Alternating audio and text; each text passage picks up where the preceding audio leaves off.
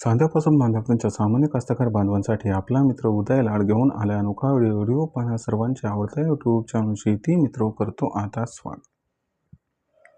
जो चांद्यापासून बांध्यापर्यंतचा सामान्य सोयाबीन उत्पादक कास्तकार बांधव आहे त्यांच्या मनातील सध्याचा हा लाख मोलाचा सवाल, जो सवाल सध्या तुमच्या माझ्या व आपल्या सर्वांच्या मनात उपस्थित झालाय, जो सवाल आपण सर्वांनी सध्या थंबनेलमध्ये पाहितला आणि टायटलमध्ये वाचलाय, जो सवाल चांद्यापासून बांध्यापर्यंतचा सामान्य सोयाबीन उत्पादक कास्तकार बांधव हा विचारायला लागलाय की अखेर 15 एप्रिल नंतर आपण सोयाबीन विकावं की मग थांबवावं, कशात होऊ शकतो आपल्या सर्वांचा जास्तीत जास्त फायदा, 15 एप्रिल नंतर सोयाबीन विकल्याने की मग 15 एप्रिल नंतर सोयाबीन न विकता तेजीची वाट बघत थांबल्याने। चला तर मग आपल्या मनातील या महत्त्वाच्या प्रश्नाचे आज उत्तर प्राप्त करून घेऊया। याच्यासाठी आपण सर्वांनी हा व्हिडिओ सुरुवातीपासून शेवटपर्यंत पाहावा। व्हिडिओ पाहत असताना जिथं आपल्याला व्हिडिओ आवडल्यासारखा वाटेल तिथं लाईक करा। जास्तीत जास्त सामान्य कास्तकार बांधवांपर्यंत हा महत्त्वाचा व्हिडिओ पाठवण्यासाठी व्हिडिओला शेअर करा आणि ज्यांनी आतापर्यंत सबस्क्राईब केलं नसेल त्यांनी सबस्क्राईब करून नोटिफिकेशन बेल ऑल करून घ्यावं।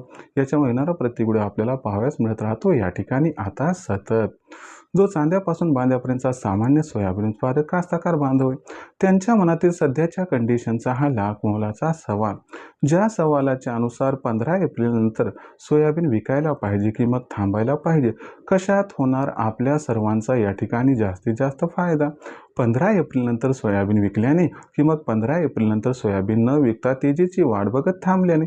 चला या महत्त्वाच्या प्रश्नाचं इथं उत्तर प्राप्त करून घेऊया।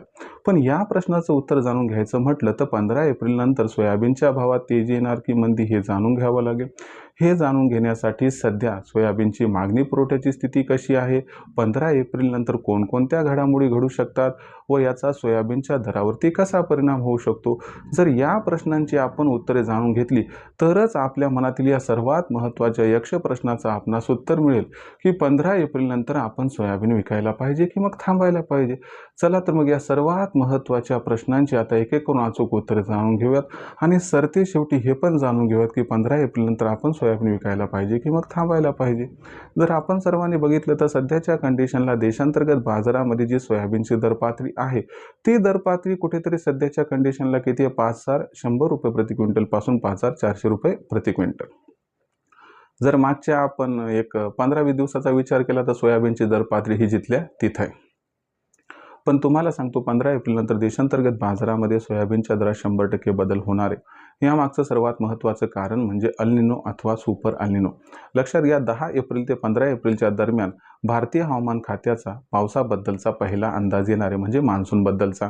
याच्यामध्ये अल निनो बद्दल या ठिकाणी स्पष्टता येईल आणि अल निनो अथवा सुपर अल निनो यावरती शिक्कामोर्तब झाला तर लक्षात घ्या भविष्यात सोयाबीनचं उत्पादन हे प्रचंड घटणार। या भीतीपोटी सोयाबीनची खरेदी प्रचंड वाढणार आणि त्याचबरोबर सोयाबीनची विक्रीसुद्धा प्रचंड घटणार।